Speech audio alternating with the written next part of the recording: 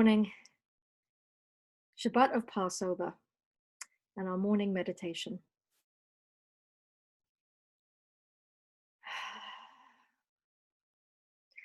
We, this morning in our Torah study, were studying Song of Songs, which is so filled with nature imagery. And on a bright, sunny morning like this morning, when the daffodils are blooming and other blossoms are starting to appear on the trees, we can take a moment just to visualize the beauty that is unfolding around us, to tap into a feeling of gratitude in this moment this morning. Moda ani lefanecha melechai v'kaya. Moda ani lefanecha melechai v'kaya.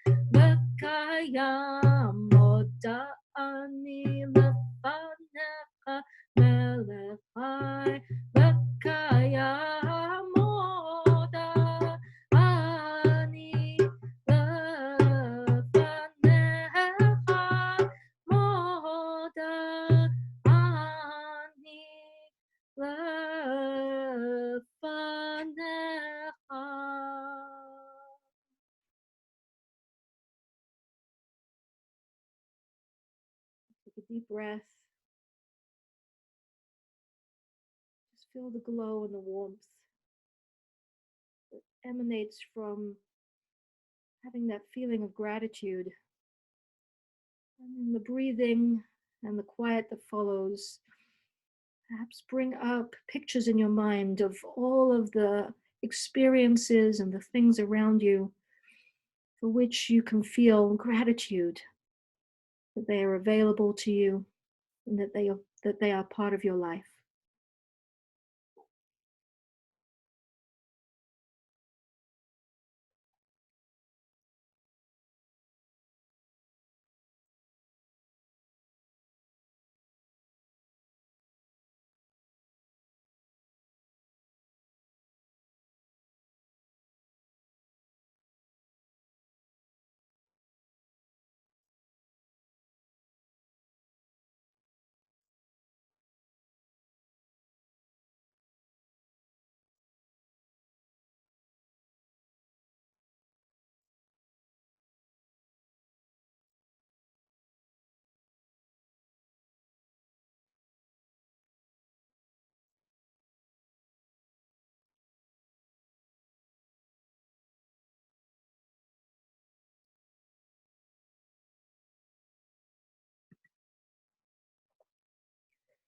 Elohai neshama shenatata bi tahora hi.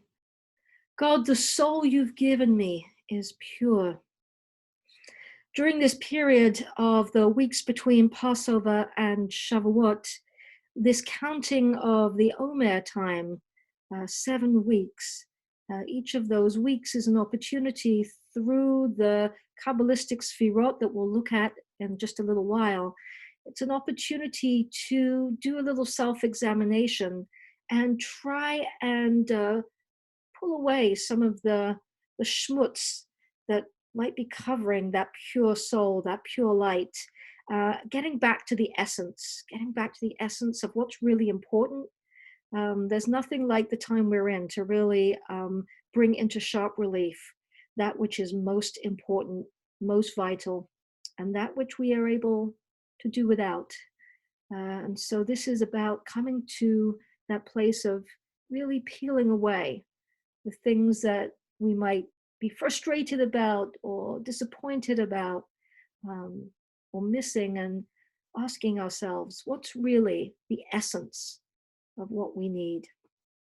And so much of it is just about our ability to connect with other souls and to connect with that sense of being carried by something greater than ourselves.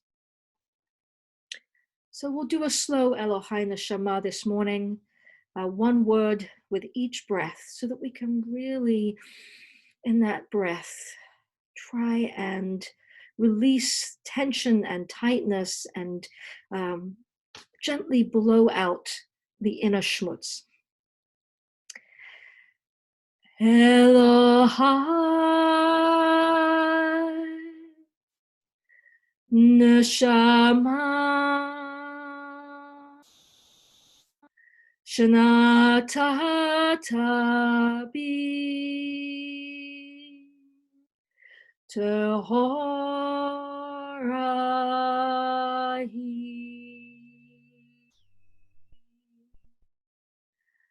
Elohai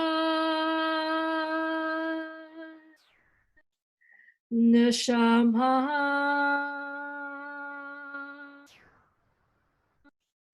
Shanata Bi Tehorahi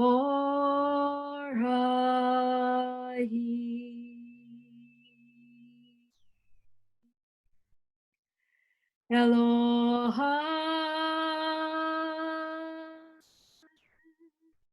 Neshama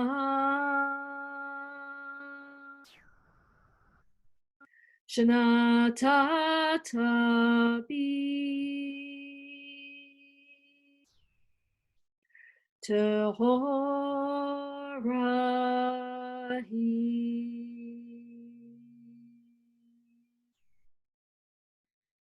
Elohai Neshama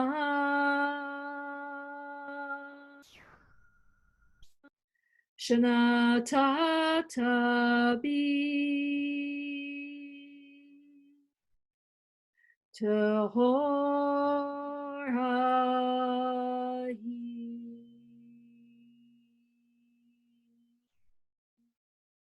Continue the chant, but take it inside with each deep breath, one word.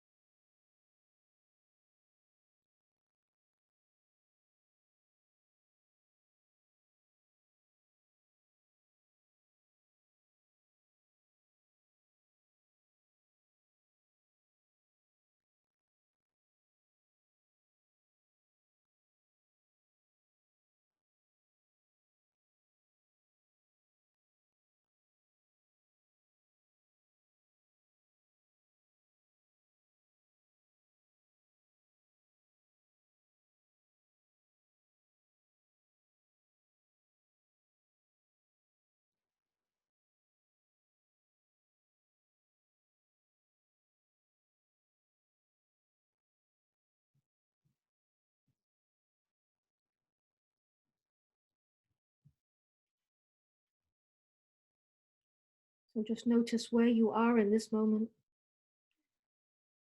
If you were following the breath, whether you were continuing the chant, whether your mind had gone on a different journey.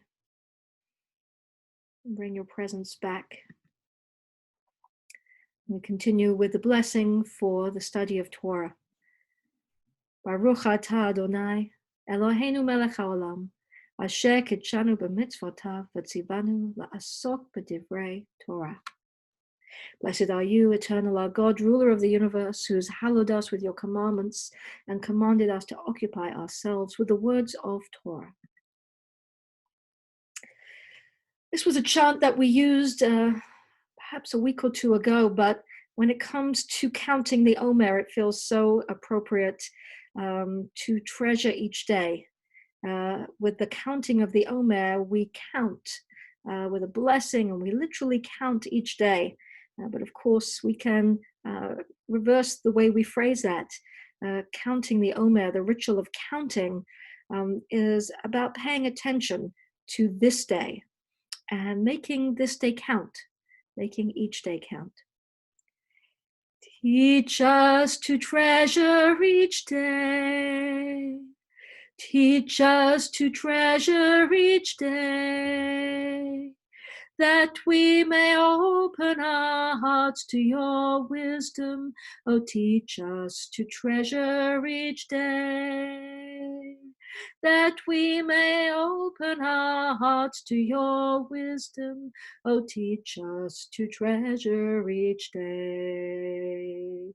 Teach us to treasure each day. Teach us to treasure each day, that we may open our hearts to your wisdom. Oh, teach us to treasure each day, that we may open our hearts to your wisdom. Oh, teach us to treasure each day. Treasure each day. Teach us to treasure each day. Treasure each day. Teach us to treasure each day. So this is the blessing for the counting of the Omer. Traditionally, we actually use this blessing at evening time, because that is when one day turns to the next. In Jewish time, we start at sundown. So this was a blessing that we did on the eve, at the beginning of second night Seder, and last night. Well, I'm going to do it this morning, and the night that we counted last night covers us for this morning as well, because we won't move to the next day until this evening. There's often a kavanah before the blessing that says, here I am, hineni, I'm present. I am ready to perform the mitzvah of counting the Omer. Baruch atah Adonai Eloheinu melech haolam, asher kitshanu b'mitzvotav v'tzivanu al sephirah ha'omer. Hayom yom shnei ha'omer. Today is the second day of the Omer. So the counting of the Omer historically was a period that was observed by farmers, and it was a way of waiting between some of the earliest grains that might appear through to the ripening of the wheat harvest, which is what was harvested and gathered up at the festival of Shavuot. So it was a period of intense concentration and hope, because if a bad weather event, if there was not enough sun, if there was too much sun, things got scorched, it could affect the harvest. And then when we became wanderers and spread throughout the diaspora, oftentimes we didn't have access to farming, and yet the Jewish tradition wanted to keep this ritual of the Omer alive, and so it needed to be reinterpreted as allegory. And so the harvesting instead was the harvesting of our own lives, what we do with each day. And then the Kabbalists took it one step further. So this is the kabbalistic tree of life. a way of depicting through energy the idea of all of reality consisting of different kinds of energies, different ways of being, all of which have to be in balance with each other. And so, it's fascinating to me. This is a very ancient, centuries old diagram. And, it's not a double helix. It's not quite a DNA. But of course, we're looking at it in 2D.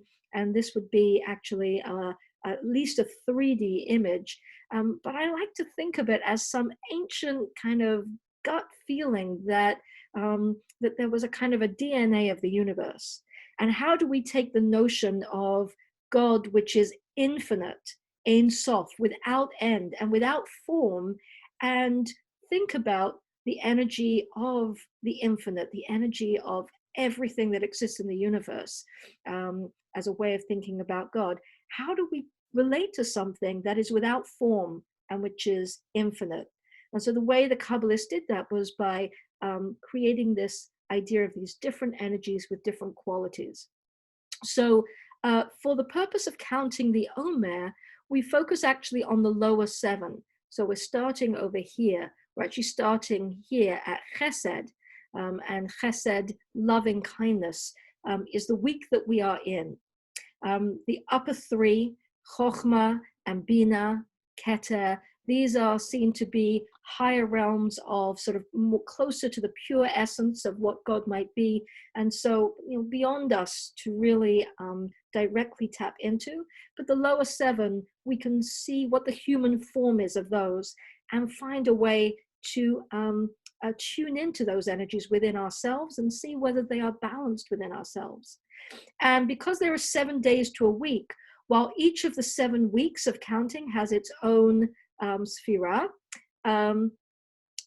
every one of those lower 7 is contained within each of those 7. So the first night would have been Chesed Sheba Chesed, loving kindness within the essence of loving kindness. On the second day, we're in the Gevurah of Chesed. Now, Gevurah is translated in a number of ways. It's to do with strength. It's to do with boundaries. It's also to do with judgment. And so this is an interesting day to be in, to ask what does it mean to talk about loving kindness, something which flows, which is giving, but yet within that, there's an aspect of it that also has to have limits and boundaries and judgment. The way that I like to think about this is actually a way in which love is depicted in Jewish tradition. Love is not just love that is unbounded and just flows and flows and flows, because anyone who has tried to love in that way or give in that way knows that eventually you kind of burn out. It can't just be only giving and only outpouring. We burn out. Sometimes we get resentful. Sometimes we start to wonder, if somebody isn't reciprocating the same way. It impacts how we feel. And so in Torah, Chesed, God's love, loving kindness, that which flows to us, flows through vessels that actually provide structure for our lives.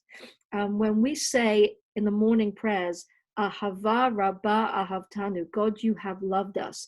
This is the paragraph of prayer right before the Shema.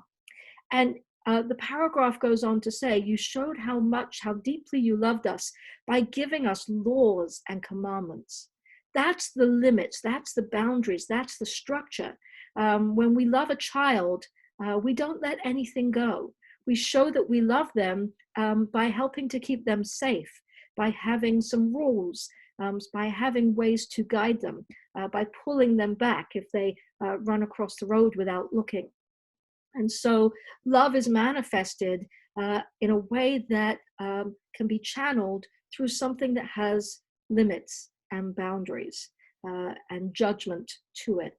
And so that's the Gevurah within the Chesed.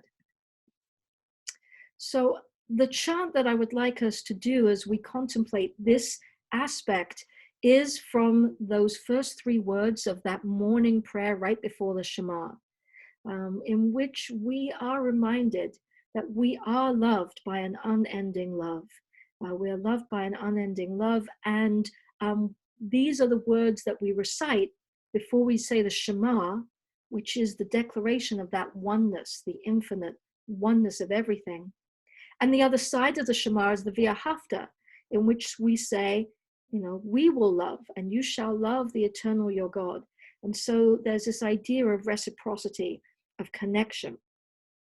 But sometimes we need to just take some time to open ourselves up to receive the love, to let it flow in, reminding ourselves that it's always available, that it's always there, and that sometimes re-energizes us and gives us the strength we need to then put more love out into the world. And especially at a time like this, when there's so much suffering, sometimes we just want to close ourselves off from the world.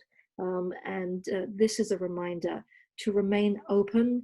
And yes, with love comes loss, with love comes pain. But without it, we are so closed off from the fullness of what it means to be human and to fully live in the world.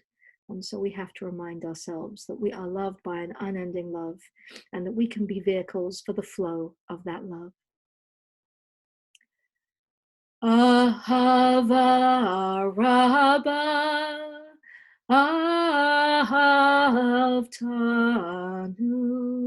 Ahava Rabbah, Ahavtanu, Ahava Rabbah, Ahavtanu, Ahava Rabbah, Ahavtanu, Ahava Rabbah, Ahavtanu, Ahava Rabbah, Ahavtanu, Ahava Rabbah,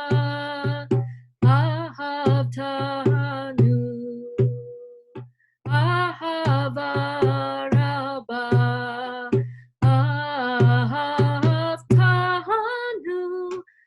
Ahavtanu,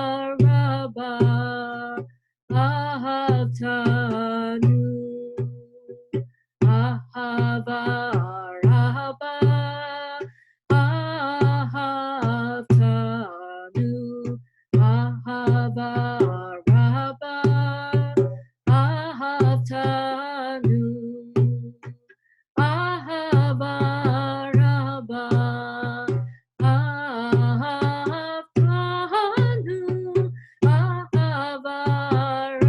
Ahavtanu, Ahava Rabbah, Ahavtanu,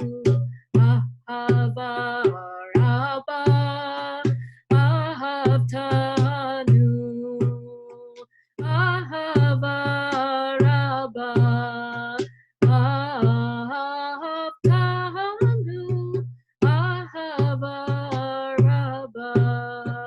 Ahavtanu, Ahava Rabbah, Ahavtanu, Ahava Rabbah, Ahavtanu, Ahava Rabbah, Ahavtanu, Ahava Rabbah, Ahavtanu.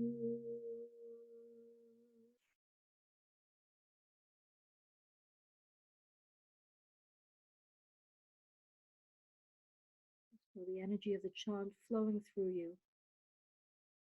You breathe in deeply into the heart space. Feel that love energy flowing in, and with the out breath, send that love energy out. Visualize some of the people in your lives that you want to send that chesed, that loving kindness.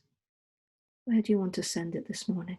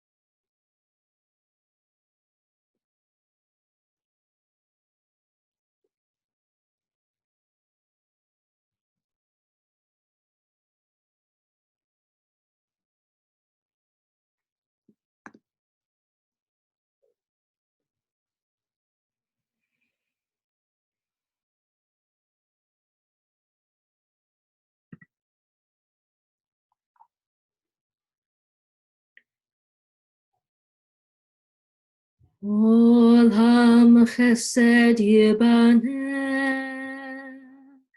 yalalai lai, yalalai lai.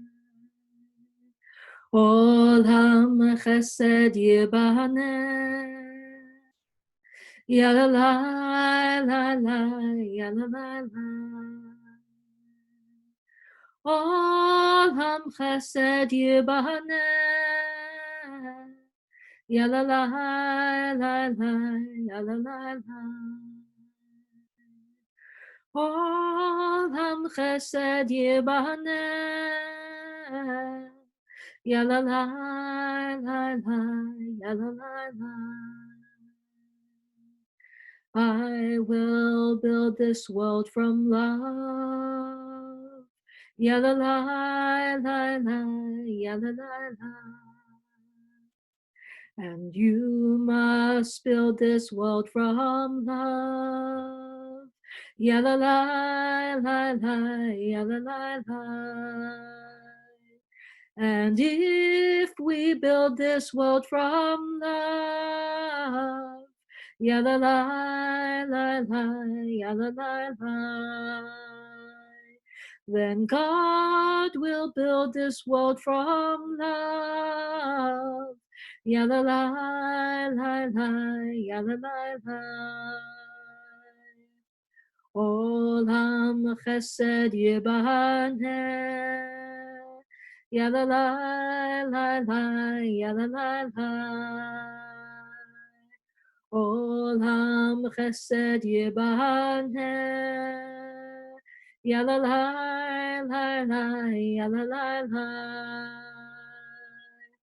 Olam chesed yibaneh, yalalai lai lai, yalalai lai. Olam chesed yibaneh, yalalai lai lai, yalalai lai.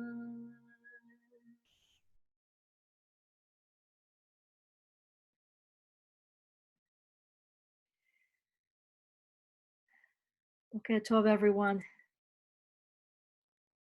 Good morning.